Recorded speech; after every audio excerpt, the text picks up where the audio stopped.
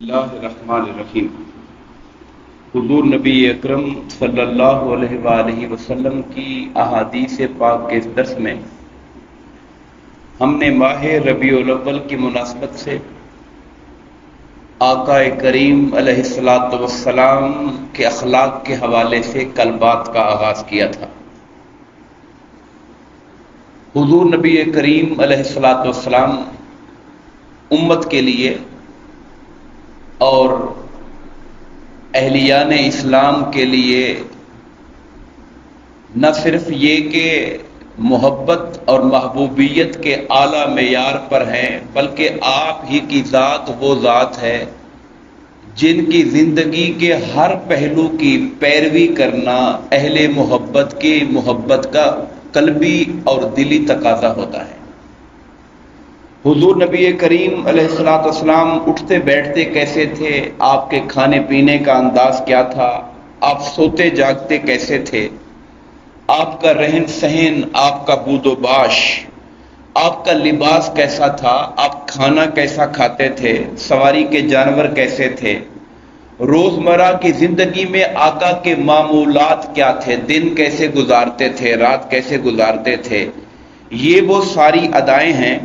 جنہیں عشاق مصطفیٰ کو نہ صرف دیکھنا چاہیے بلکہ حتی الامکان اپنی زندگی کے اندر اسے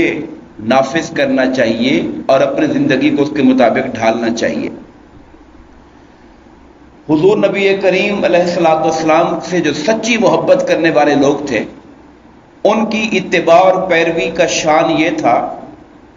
روایات میں حضرت بایزید بسطامی رحمت اللہ تعالی علیہ کا ذکر ملتا ہے، اور یہ بات علامہ اقبال نے لکھی اپنے ایک شعر میں کہ بایزید بسطامی نے زندگی بھر خربوزہ نہیں کھایا۔ کیوں نہیں کھایا؟ کہ پتہ نہیں سرکار دو عالم صلی اللہ علیہ وسلم نے اس کو کیسے کھایا تھا،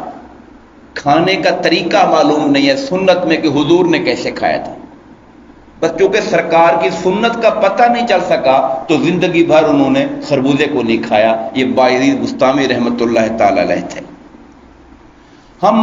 آپ صلی اللہ علیہ وسلم کی عادات مبارکہ کے حوالے سے شمائل مصطفیٰ صلی اللہ علیہ وسلم نامی ایک کتاب ہے جو شیخ الاسلام ڈاکٹر طاہر القادری صاحب نے لکھی ہے، نام ہے شمائل مصطفیٰ صلی اللہ علیہ وسلم۔ وہاں سے میں شمائل کا معنی بھی عادات ہوتا ہے، شمائل جمع ہے، اردو میں اس کو کہتے ہیں عادات مبارکہ۔ سرکار کی عادات مبارکہ کیا تھی، اس حوالے سے ہم انشاءاللہ یہاں سے کچھ اہم چیزیں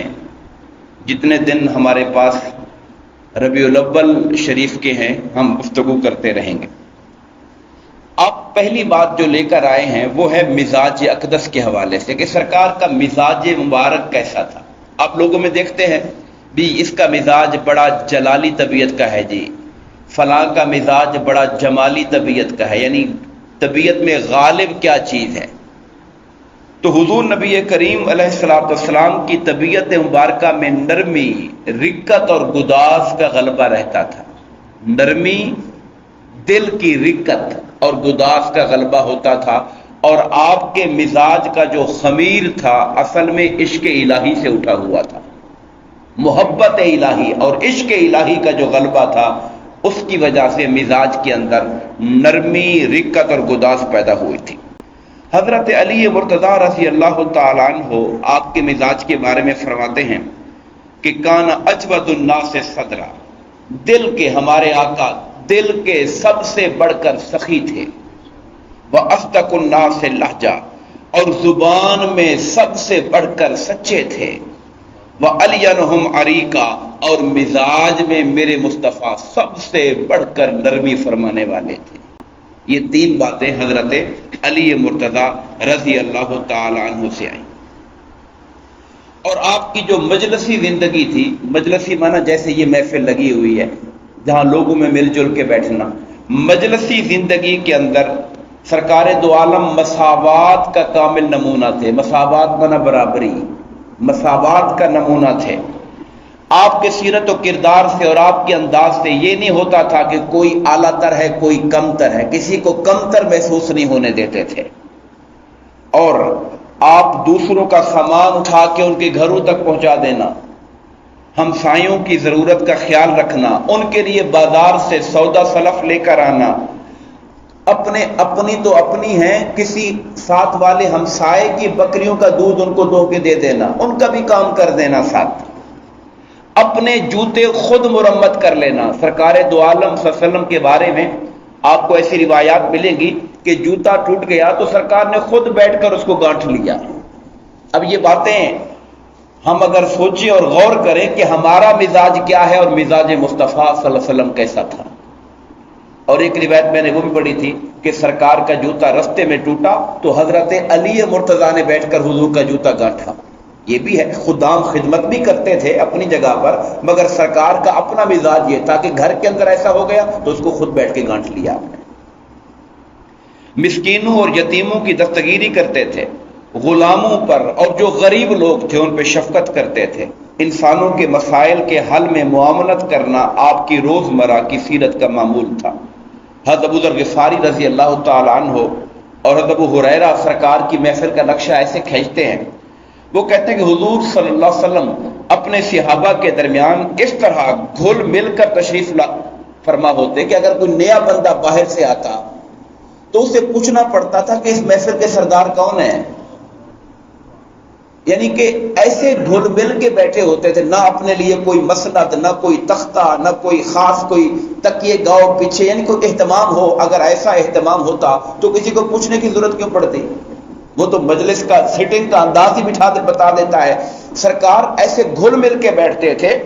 یہ حدیث پاک ہے، ابو ذر غفاری ابو ہریرہ رضی اللہ تعالیٰ عنہ سے روایت ہے کہ اجنبی لوگ آتے تو آپ کو پہچان نہ سکتے اور پوچھتے تھے کہ اس محفل کے سردار کون ہیں، اور بتایا جاتا کہ یہ ہمارے آقا محمد مصطفیٰ صلی اللہ علیہ وسلم ہیں۔ اس طرح لوگ آپ کا تعارف کراتے تھے۔ دوسری چیز اس پر ہم بات کریں گے، وہ سرکار دو عالم صلی اللہ علیہ وسلم کا حسن تکلم تھا۔ آپ گفتگو کیسے فرمایا کرتے تھے؟ ایک تو گفتگو کے الفاظ ہوتے ہیں اور دوسرا گفتگو کا لہجہ ہوتا ہے۔ صحابہ کرام کہتے ہیں آپ کا لہجہ اتنا حسین ہوتا تھا جیسے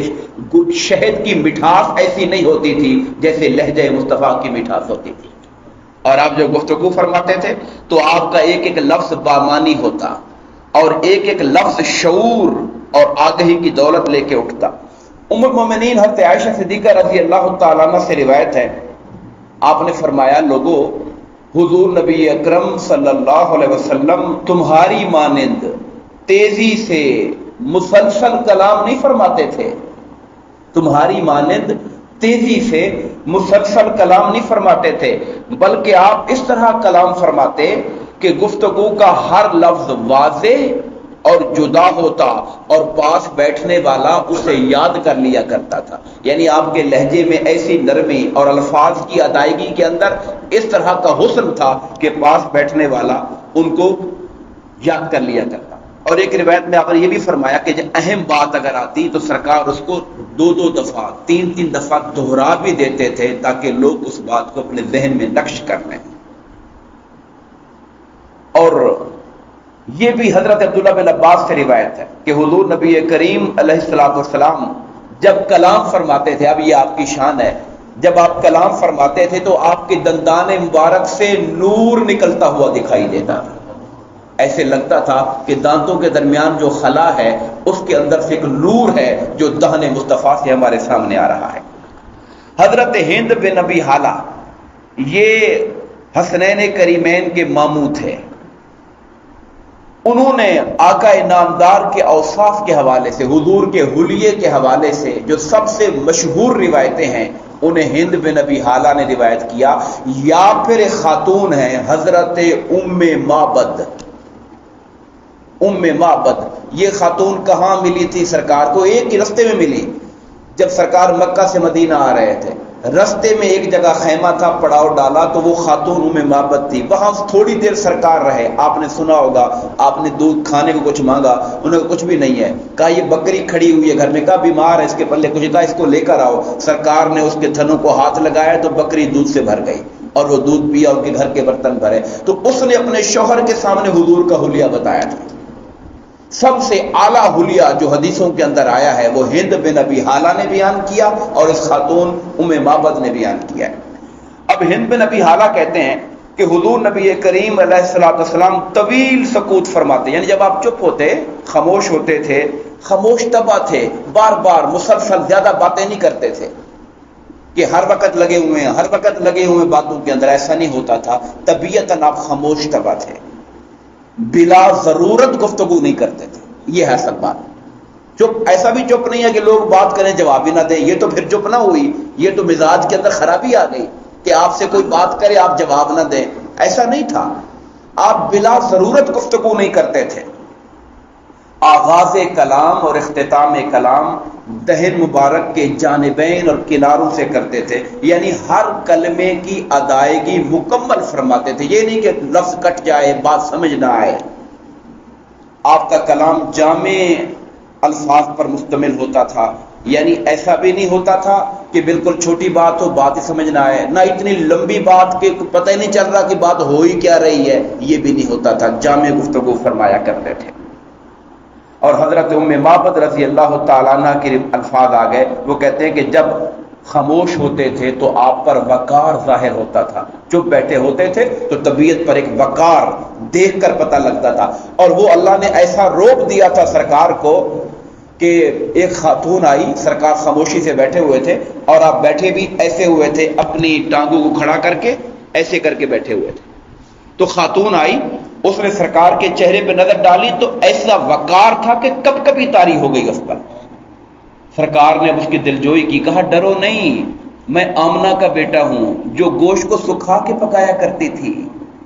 پریشان کیوں ہو رہی ہو، میں کوئی بادشاہ تھوڑی ہوں، میں تو حضرت آمنہ کا بیٹا ہوں۔ اب خاتون کو اپنی ماں کے نام سے یاد کروایا کہ میں آمنہ کا بیٹا ہوں جو گوشت کو سکھا کے بعد میں اس کو پکایا گیا، یعنی ہم تمہارے جیسے لوگ ہیں، اپنی عاجزی اور ان کی دلجوئی کے لیے سرکار فرما رہے تھے۔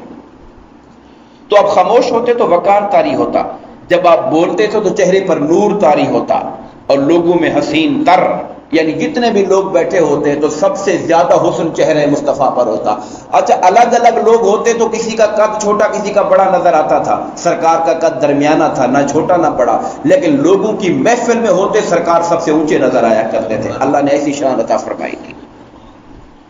اور آپ حسین تر تھے، روشن تر تھے، اور میٹھی باتیں کرنے والے، الگ الگ لفظ ہوتا، نہ مختصر نہ زیادہ طویل، آپ کی باتیں ایسی ہوتی، ام معبد کے الفاظ سنیں، آپ کی باتیں ایسی ہوتی جیسے موتی، جیسے لڑی کے اندر موتی پروئے ہوئے ہوتے، جیسے لڑی میں موتی پروئے ہوئے ہوتے ہیں۔ اور یہ بھی انہوں نے کہا کہ جب آپ خاموش ہوتے تو آپ پر حسن کا نکھار چھا جاتا، جب بولتے تو وقار کی کیفیت ہوتی، اور آپ کا کلام موتیوں کے ہار کی مثل تھا۔ ہم انہی کلمات پہ اکتفا کرتے ہیں اور دعا کرتے ہیں کہ اللہ تبارک و تعالی ہم سب کو حضور نبی کریم علیہ الصلوۃ والسلام کی اتباع اور اطاعت کی توفیق عطا فرمائے، آمین، وما علینا الا البلاغ۔